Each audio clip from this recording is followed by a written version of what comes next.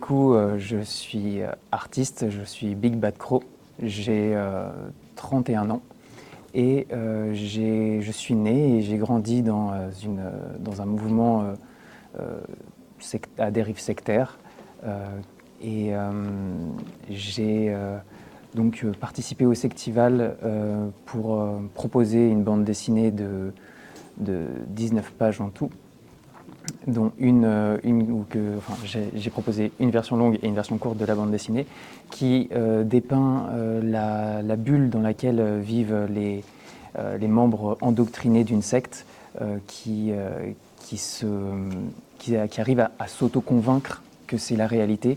Et cette bulle qu'ils appellent paradis spirituel leur permet de se protéger du restant du monde tout en essayant bien sûr de ramener le plus de gens possible au sein de la secte.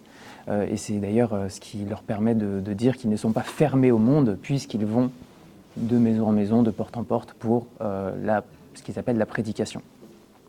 Ce qui était ce que j'ai voulu faire ressortir en particulier dans ma bande dessinée, c'était vraiment les incohérences qui sont obligées d'être mises sous le tapis. Également la vulnérabilité, le moment de détresse qui permet à la secte de rentrer dans la vie d'une personne qui peut être endeuillée ou qui vient de vivre un trauma. C'est aussi l'ostracisme qu'on vit quand on découvre la vérité. Et donc ma bande dessinée s'appelle Eden.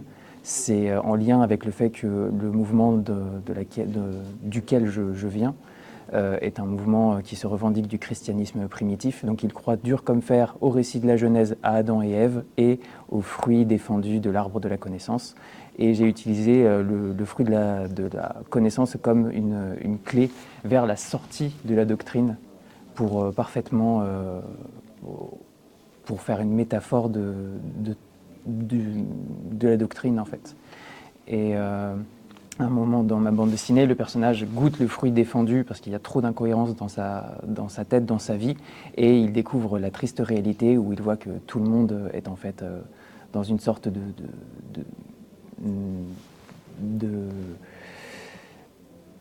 simulation, une simulation qui est complètement fausse en fait.